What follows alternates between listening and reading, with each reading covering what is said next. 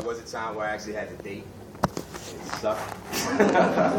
And I think the worst part about dating, and I think every man in this room could probably attest to this, the worst part about dating is the approach. The very idea that you can walk up to a woman that you don't know and convince her somehow that another day spent without you is a waste of her time. You face ridicule, shame, and just the meanness of a woman who's been scorned by other men. However, we do it. And the proof that we do it are the couples that are in here tonight. So this poem is a shout out to every man who's ever had the courage to approach. This poem is called A Coffee Shop on 5th and Vine. Again, this was before I met my wife.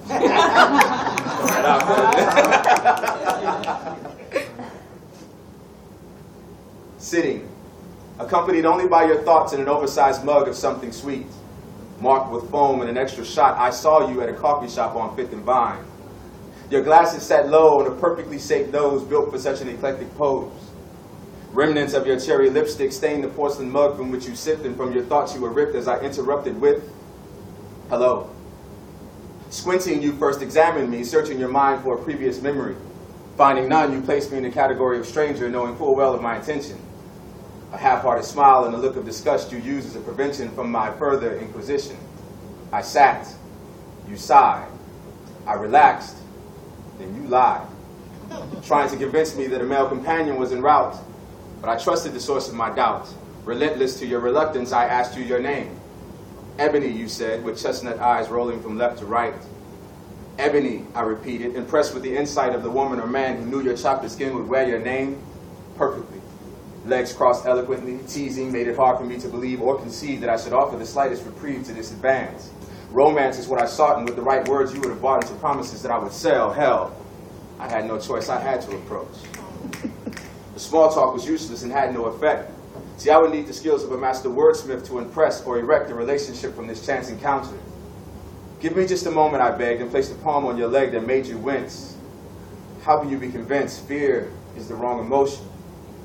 Could I use humor to put you at ease? Or would promises to please invoke the response that I seek?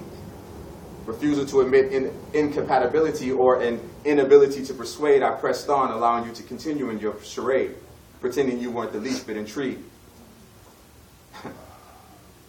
Well, I saw that smile out the corner of your mouth that was obviously meant for me. I saw your eyes light up as you imagined the future with this debonair suitor.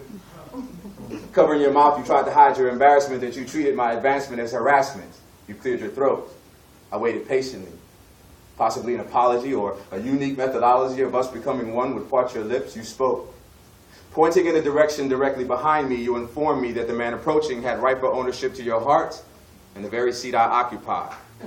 Your man had arrived. You stood, embraced the familiar, both of you laughing, leaving me behind, sitting alone at a damn coffee shop on 5th and Vine.